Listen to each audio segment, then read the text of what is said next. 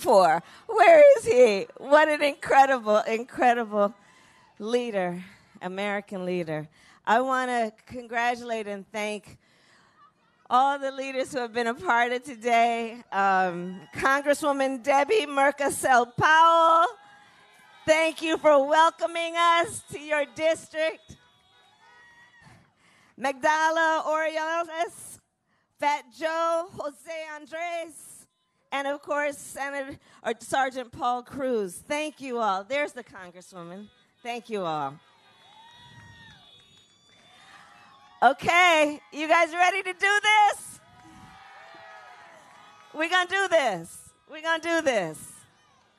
And let me just start by saying, I know there's been, folks on the other side trying to question the values that Joe Biden and I have. So let me just be really clear, Florida. Joe Biden and I are proud, patriotic Americans who share the values with the vast majority of the American people who want a president of the United States who speaks truth, who uses that platform not to beat people down, but to lift people up. The vast majority of the American people who want a president who understands that regardless of where we live, our race, our gender, the language our grandmother speaks, that we all have so much more in common than what separates us. That's what the American people want.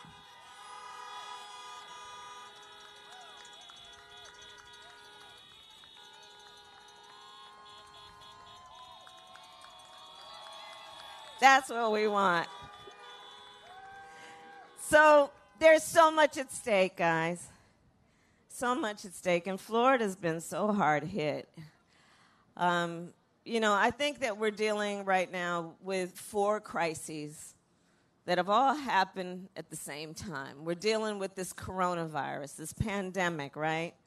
Which at this point has killed over 225,000 people in just the last several months.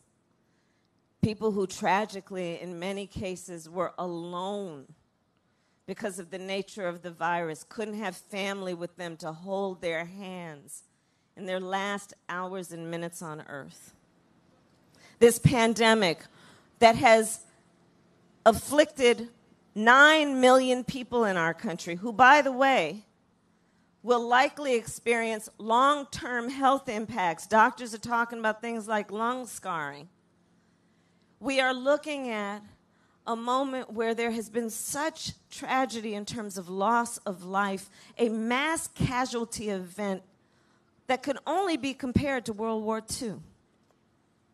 And here's the thing. The President of the United States, who is also the Commander-in-Chief, and it's important to point out, everything Sergeant Cruz said about the responsibility that comes with what we give that person to become that, including that their first priority should be the health and safety of the American people. But what do we have in the guy who's currently in the White House? On the issue of this pandemic, thanks to a guy by the name of Bob Woodward, we know he knew back on January 28th that this virus could kill people at 5 times the rate of the flu. We know he knew that it would impact people of every age. He knew it was airborne. And what did he do with that information? Right, sister. He covered it up. He didn't tell the American people. Can you imagine, as a parent, as a teacher, as a small business owner, what you might have done had you known on January 28th what the president knew? What you might have done? Because here's the thing, even before the pandemic, far too many Americans were working 2 and 3 jobs to put food on the table and pay the rent. And by the way, in Joe Biden and my America, nobody should have to work more than 1 job to pay the rent and put food on the table.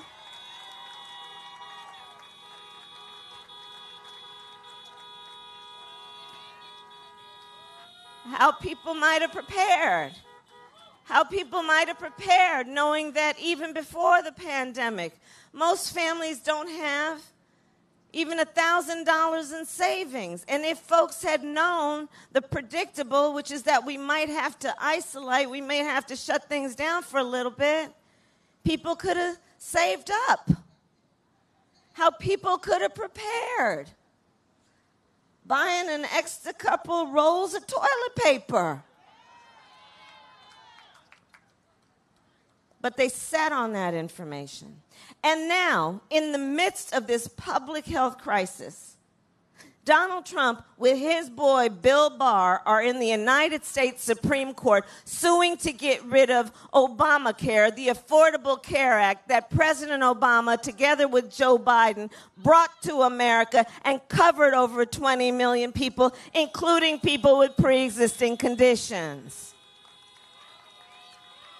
Honk if you know somebody with diabetes. Honk if you know somebody with high blood pressure. Honk if you know somebody with breast cancer or lupus.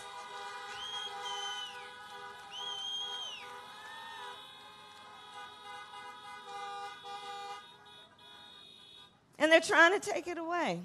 So there's a clear choice in this election because you see, on the one hand, there's Joe Biden who says, we're going to expand what we did in creating Obamacare. We're going to make sure we bring down the cost of premiums and prescription medication. We're going to bring down Medicare eligibility to age 60. We're going to deal with the fact that when we're talking about health care, the body doesn't just start from the neck down. It includes the neck up, and that's called mental health care.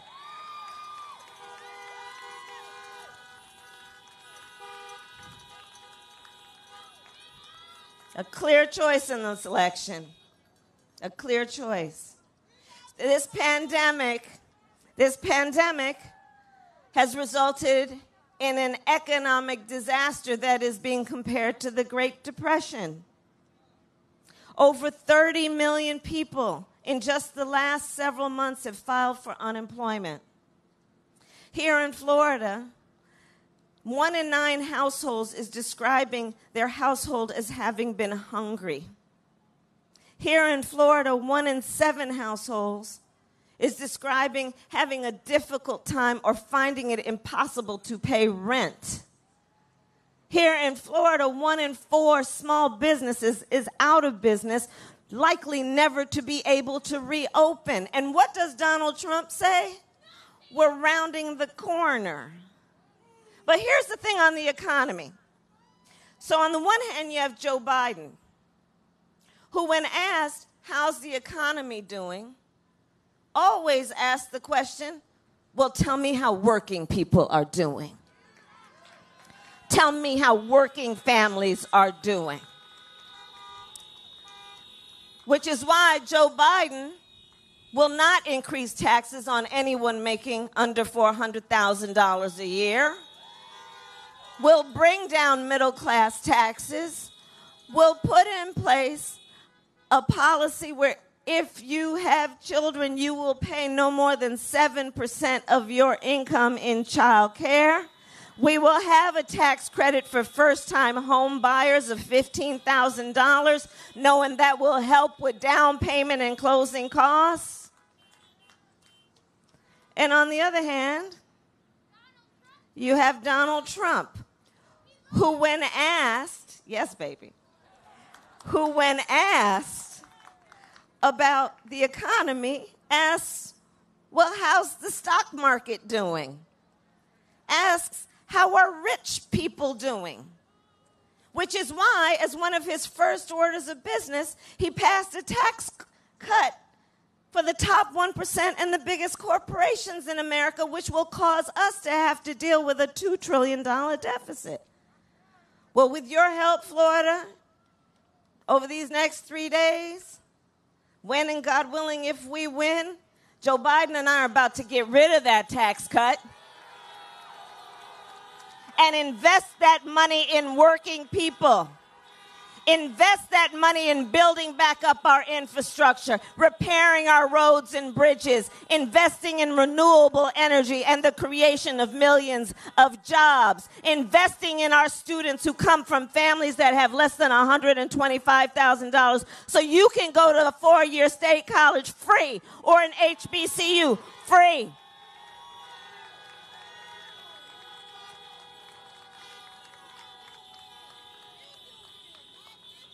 The crises we are dealing with includes a long overdue reckoning on racial injustice in America.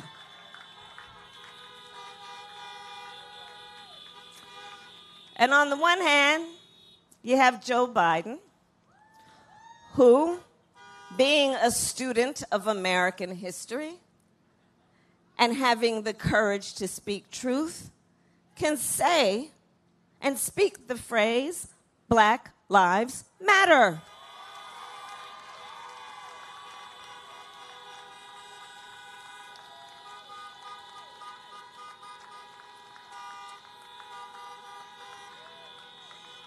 Joe Biden, who says we need to deal with racial disparities in America. We need to speak truth about systemic racism. We need to acknowledge that on this virus, Blacks and Latinos are 3 times as likely to contract it and twice as likely to die from it.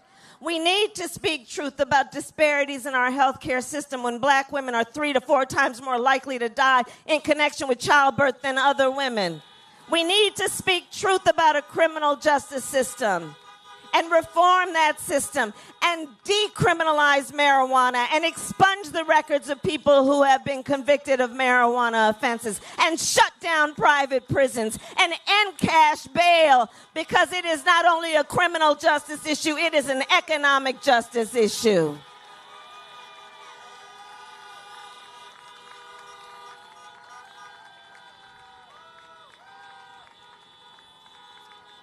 On the other hand, you have Donald Trump, who took a debate stage in front of 70 million Americans and refused to condemn white supremacists, who then doubled down and said they should stand back and stand by. And let's be clear, this is part of a pattern, because remember, he came in office questioning the legitimacy of the first Black president of the United States. Remember, on the issue of Charlottesville, where folks were peacefully protesting racial injustice, one young woman was killed. And on the other side, there were a bunch of neo-Nazis wearing swastikas, carrying tiki torches, spewing racial and anti-Semitic epithets. And the President of the United States said there are fine people on both sides. A President of the United States who came into office calling Mexicans rapists and criminals, put as his first order of business a Muslim ban in effect. We don't want that in the President of our United States. We deserve better.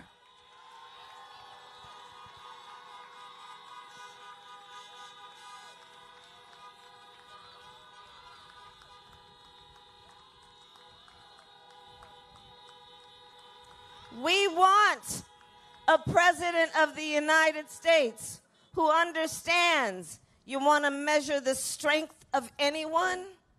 You want to measure their strength?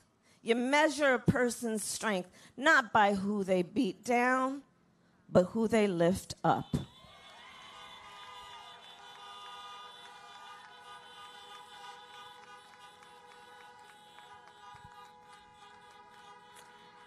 And we are in the midst also of a climate crisis. It's hot. And it's getting hotter. A climate crisis. You know, I come from California. The wildfires have been just burning up the West Coast, from California to Oregon to Washington to Colorado. You know, I've met families and met with families who had to evacuate. They lost their home, permanently lost their home. I've met with firefighters who were fighting the wildfires while their own homes were burning. In fact, my brother-in-law's a firefighter. In the Gulf Coast states, you all know that, the storms that have been hitting. Do you know we've had 5 named storms just this year? And we name a storm because it's that bad that it should actually be acknowledged with a name. That's how bad things are. And so Joe Biden says, hey, we need to deal with the science. We need to embrace the reality and the urgency and the immediacy of this issue. We need to understand it is not only an existential threat to us as a species, it is something that transcends into civil rights and human rights issues when you know that of all the people in our country who live in poor air quality zones, 70% are people of color. He knows that when we're talking about water as an issue, we think of places like Flint. And Joe says, let's deal with the science, but do it in a way that we also see an economic opportunity for the creation of jobs. Investment in renewable energy, investment in solar and wind. On the other hand, you have Donald Trump, who, I kid you not, when asked about the wildfires in California, and the question went something like, Mr. President, you know, these wildfires are happening.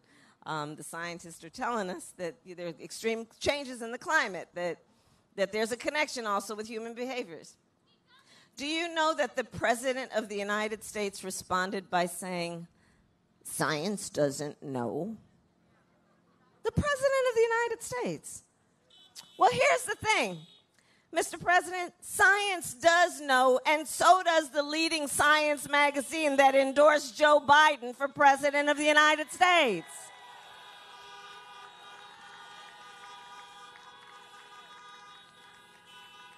So there's a lot going on, and we got 3 days to get this done. And so let's talk for a minute about voting. You know, people have been asking me, and I'm sure you, because this is a whole beautiful group of leaders. People have been asking, why should I vote? And I think there are 3 reasons that everyone should vote. 1, honor the ancestors. Honor the ancestors. Honor people like the late, great John Lewis, who shed his blood on that Edmund Pettus Bridge so we could vote. I know he hears you. I know he hears you. Honor the ancestors, those suffragettes who 100 years ago got us the passage of the 19th Amendment.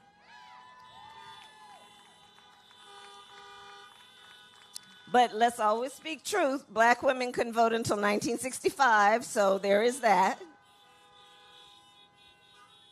So, reason number 1, let's honor the ancestors who sacrificed so much for our right to vote. Reason number 2, everything is at stake. Everything. Everything we just discussed, including creating a pathway for citizenship for our undocumented immigrants, renewing our promise to our dreamers with DACA, shutting down private detention centers, reuniting 545 children with their parents who the United States government orphaned.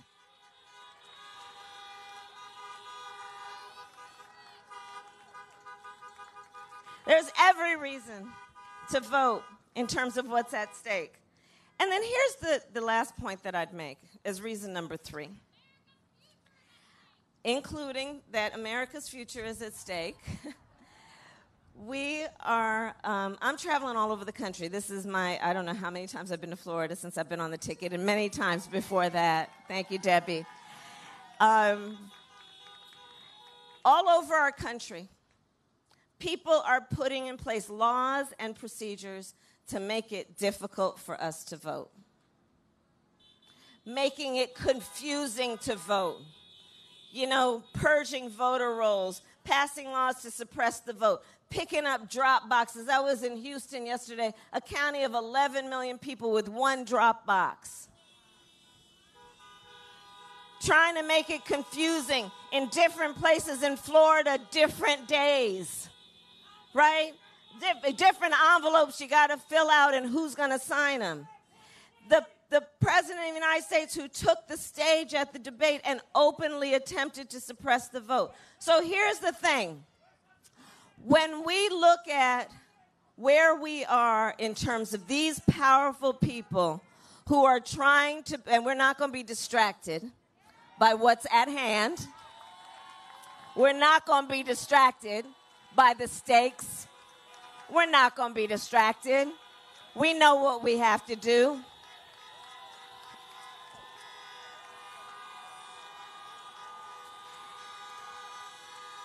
And so, here's my point.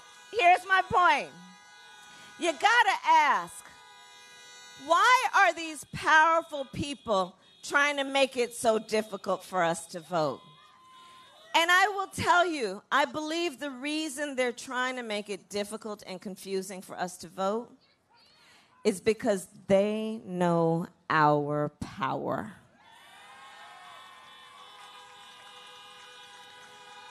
They know our power. They know when we vote, things change. They know when we vote, we win. They know our power, and let us not ever let anyone take our power from us.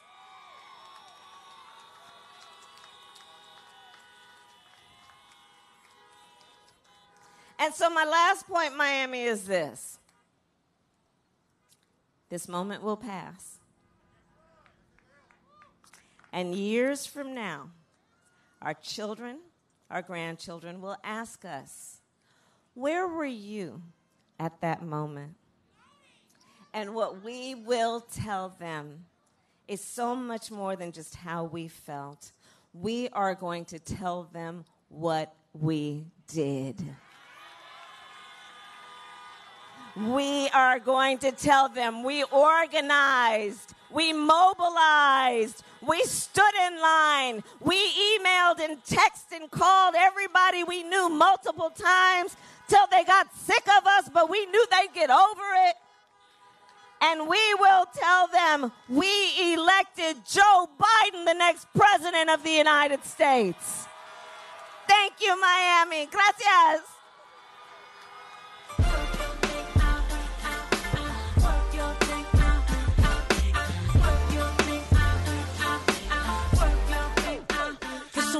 Girls, I hear you've been running from the beautiful queen that you can be becoming. You can look in my palm.